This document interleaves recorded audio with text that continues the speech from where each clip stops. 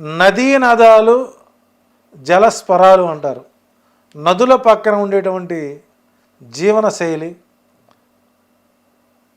జీవనయానం చేసే వాళ్ళ విషయంలో కాంగ్రెస్ పార్టీ చేసినటువంటి ఒక చారిత్రాత్మక తప్పు. ఇప్పుడు మనం ఒక ప్రాజెక్ట్ తీసుకున్నప్పుడు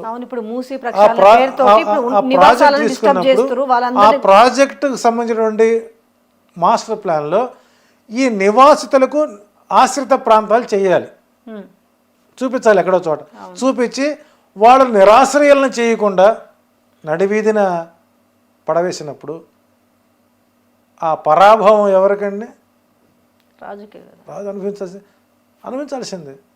దాని ప్రభావం కూడా రేపు గ్రేటర్ ఎలక్షన్లపై పూర్తి స్థాయిలో పరాభవాన్ని పొందే అవకాశం కనబడుతుంది.